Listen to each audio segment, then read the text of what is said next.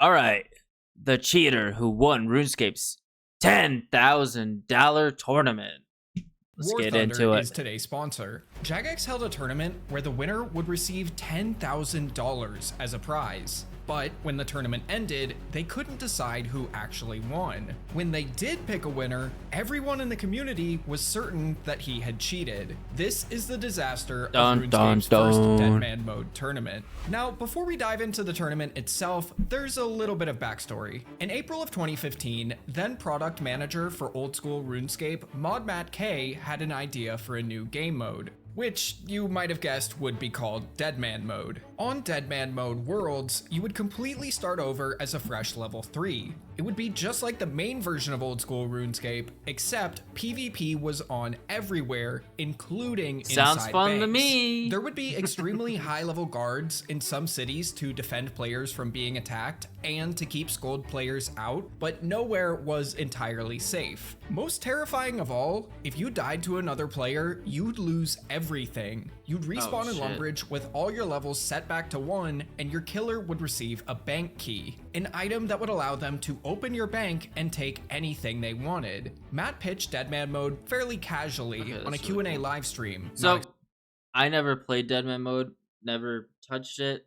I probably should next time it comes around, just for fun, just to see what it's like. But it does seem really cool, and it is pretty interesting that, like, if you did die, you reset to 0. I don't know if that's how it is still. Like I said, I've never touched it, but that is, I actually kind of like that. I think that's actually kind of cool. Expecting much, but it was instantly a hit for both other staff members and the players watching the stream. When the team ran a straw poll asking viewers if they wanted to see Deadman become a real game mode, it got an astounding 95% yes vote. Mod Reach would start development on it the next day, but he would be let go from Jagex less than a week later, so it would be a while before players would get the chance to play it. Over the next few months, a few developer blogs covering Deadman mode's proposed mechanics would be released. The game mode itself would pass an official poll in July, and the first Deadman mode world would launch on October 29th, 2015. Overall, it was almost exactly the same as the idea Matt K pitched earlier that year, aside from a few changes like 10 times XP rates, losing levels on death but not losing all of them, having a safety deposit box to protect your 10 most valuable items, and so on. I'd go into specifics, but Deadman would go through so many small tweaks and changes over the next few months. Like I said, I have no idea how this works. Legitimately double the length of this video, and I'm not kidding. But if you want to see a video covering the entire history of Deadman mode, leave a like on this video. Or even if you don't want that, I'd still appreciate the like. I'm kind of sad I missed it this year. Success. They were an exciting new way so to play the game that stuff. everyone already knew and loved. But due to the extremely harsh mechanics, it was hard not to die, get frustrated, and just head back to the main game. Although the game mode was still receiving logins from 20,000 players every day, 6 weeks after its launch, it had been steadily decreasing. Jagex needed to think about what they wanted Deadman mode to be long term. So they decided that in 2016, they would be launching seasonal Deadman worlds. These worlds would be the same as permanent Deadman worlds, except that once again, everyone would start first. See, I didn't know that. I didn't know that it was like they were originally trying to make it a permanent thing, which I could see some people liking, but I guess that would be the same as like a PvP world. So why not make like PvP worlds like kind of like that type thing for people that do enjoy PvP, even if there was just one PvP world for it. But I mean, apparently there wasn't enough people for it to be like that, so seasonal probably does make more sense. Fresh, and the servers would only be open for 3 months. At the end of those 3 months, the top 2,000 players from the server would be invited to compete in a tournament. The last player alive in this tournament would receive $10,000. This was huge. Jagex had never hosted an event with such high stakes before, and nobody was going to give up the shot to win potentially life-changing money. I suck at PvP, sort of like though. how you don't want to miss out on today's sponsor, War Thunder. It's the most comprehensive vehicle combat game ever made, and I'm not gonna lie, I actually do like War Thunder on PC, PlayStation, and Xbox. Let's put this old phone back in service. I already had an ad. You don't need to give me another one. First, we'll remove the background. An then ad click within the generate ad. button. What is this? 19 Adception? Take command of over 2,500 tanks, planes, helicopters, and ships of 10 major nations from multiple different eras. War Thunder has incredibly detailed vehicles, If you have never played realistic this, it actually is graphics, and low-key a authentic really sound good game. effects. But if this If is you making like you this worried kind that of you stuff. can't run it, the game is also heavily optimized. You'll get impressive visuals and high frame rates even on lower end machines. My favorite part is that you don't need any extra hardware either. Every vehicle in the game can be controlled with nothing but your mouse and keyboard or controller. Join a worldwide community of over 70 million players today. With an unmatched wealth of high quality content, there's simply no game better suited for fans of military history. If you use my link in the description or pinned comment, new and returning players that There you haven't go. played in 6 months will Any also of you receive guys a that haven't massive tried this bonus out, pack across all for it. platforms that includes multiple premium vehicles, you like war the games, exclusive vehicle it's a really good decorator game if Eagle you of haven't Valor, checked it out yet. 100,000 silver Look, I'm doing lions, his ad and for 'em. 7 days of premium account time. Now, instead of launching a seasonal server War right Thunder. away, Jagex would just be got inviting the you. top 2,000 players from the permanent Deadman worlds for this first tournament. On March 21st, the first tournament would launch, and later that week, on Saturday, Jagex would show the final hour live on Twitch That's a at the pretty biggest show. gaming festival in the UK, Insomnia 57. But how exactly do you encourage players to actually kill each other so there can be a winner? Couldn't someone just hide out in an obscure building, wait for everyone to tried kill that each this other, year. and win by default? Well, to solve this problem, during the final hour of the tournament, deadly fog would spawn on the map. Excuse the comparison, but this fog was more or less Fortnite's storm mechanic. Although Yeah. Fortnite wouldn't launch for over a year later, which Ooh. I guess makes old school RuneScape the original Fortnite? Fortnite The fog stole would it. slowly converge all over the map, and those who didn't run for safety Legit. would begin taking constant damage and eventually die. And in this final hour, death meant it was over for you. You couldn't respawn and would be logged out of the world. Pretty soon after the fog began spawning, some major problems with it were noticed. A player named Detandarts was able to stay in the cooking guild in the middle of the fog without taking damage, while those around him began to get shredded. He was doing this using something called an interface stall. Let's say you open the bank while you're poisoned in the main game. You won't take any poison damage until you close the bank. The same concept applied for the fog. By okay. opening an interface, you could stop taking damage entirely. Luckily, the solution for this was pretty simple. Mod Ash would track the cheaters down in-game and kill them manually. But this isn't where the fog problems would end. The safe zone in the middle of the fog would disappear once it converged on all sides. So eventually, everyone left alive would be taking constant damage. This epic 100+ player fight turned into one big tank test. Most players stopped fighting each other and focused on trying to out-eat the damage. The fog would also grow stronger and stronger, eventually hitting over 30 damage every few seconds. The final player on screen, R. Robert, would go down, but the game showed that there were still 8 players left alive. 7 of them were glitched. They had entered a random event, and due to some loose spaghetti in the code, when the fog killed them, they got stuck in an infinitely looping death animation. But then, the announcers clicked on the name of YaNeverLearn, the only player who actually had any health left. The only player truly left alive. But it was too late. He died just moments before they clicked his name. This jail cell is where players who died would get sent right before getting booted off the server. So who actually won? Was it R. Robert? He was the last person to die in the area where all the fog converged. I would say Or was so. it YaNeverLearn? He was the last person alive, but nobody saw how or where he died. Was he using a stall somewhere in the fog to stay alive? Well, the chat screamed that R. Robert won.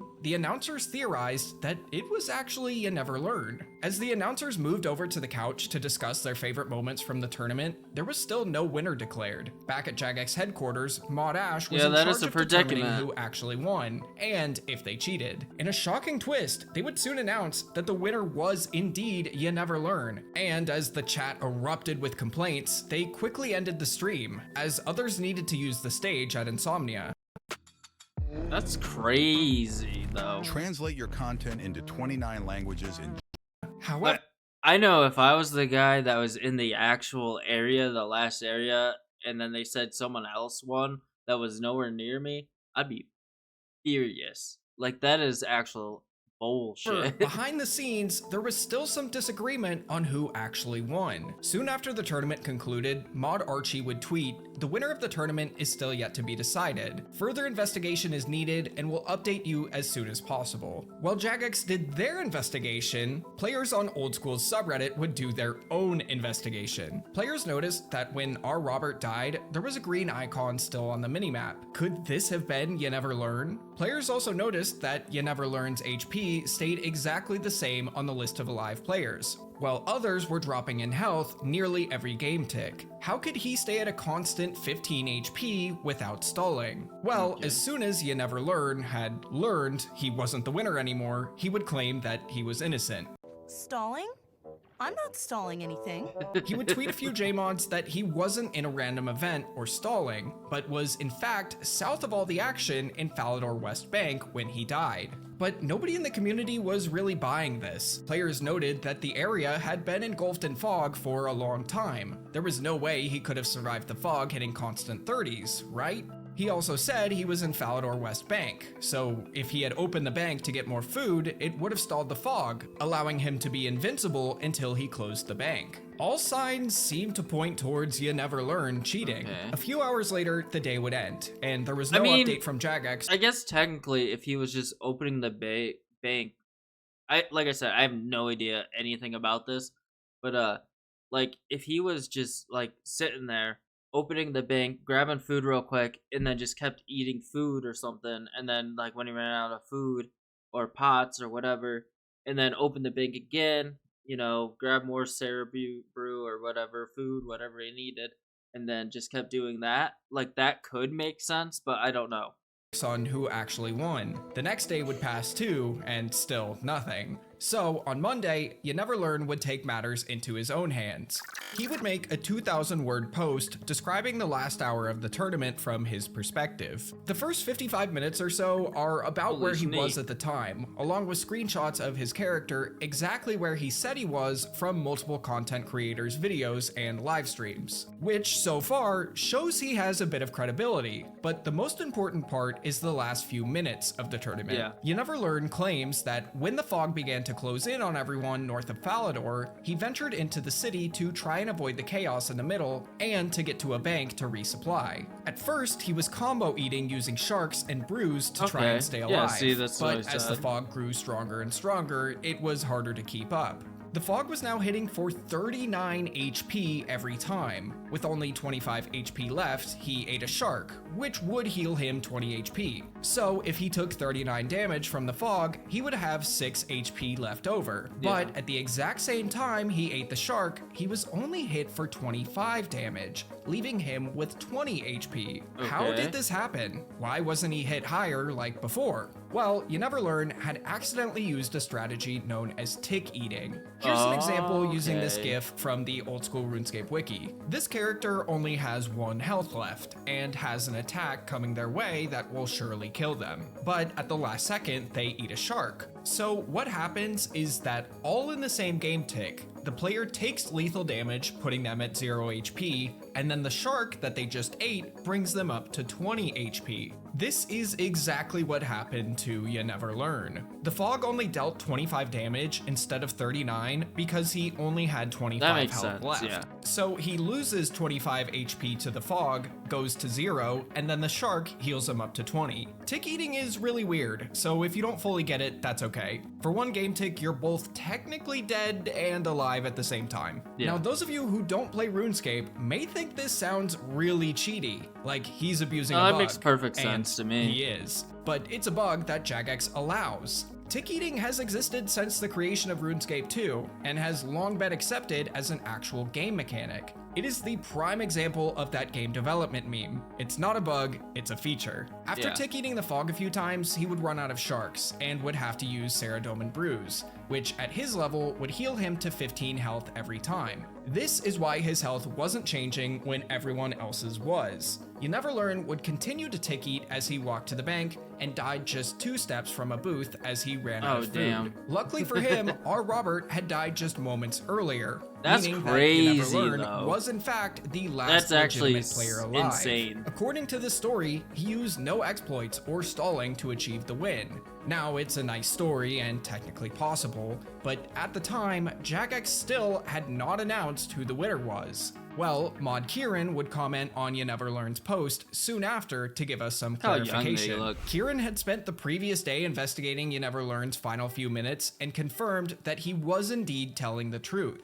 YaNeverLearn was the actual winner of the tournament. The reason Jagex had yet to post an official statement was because, quote, yesterday and today are national holidays in the UK, so the team has not been back together yet and will be in the office tomorrow when an official announcement can be made. But what about that green dot on the minimap? Well, Mod Ash would later confirm that that was actually him, which makes sense. It would be pretty odd for the tournament announcers to have someone who was then a random player added as a friend, unless... The morning after Kieran's response, Jagex would make an official post confirming that YaNeverLearn was indeed the winner of the first ever Deadman mode tournament, and he would be receiving the $10,000 prize. RuneScape's first ever Deadman tournament was a near disaster, but it makes sense. Trying to do something this unique on 15-year-old hardware was bound to have its issues, and even League of Legends' first few tournaments were pretty awful. I'm just glad that Jagex didn't give up after just one tournament, because boy do the next few get spicy. Thanks again to War Thunder for sponsoring today's video. Check them out in the description below. That was a great video, man. I love that shit. Like I said, I'm not a huge PKer. I've never really dabbled into like this whole thing, and I don't know that much about it, to be honest. Like, I really only got into old school RuneScape again, and like I took a break. Like I played a little bit when it first came out, and then I took a break like until like 2016, 17, somewhere in there. So I missed this whole like era or whatever. So that was really cool. Like all my other videos, you know, if you haven't already, like this guy's video, subscribe. I'll have it in the down bottom. And if you enjoyed this and you're watching to this point, give me a like, subscribe too as well, because it helps me out. And yeah, I want to see your guys' comments down below what you think, and I'll see you guys in the next one. Peace.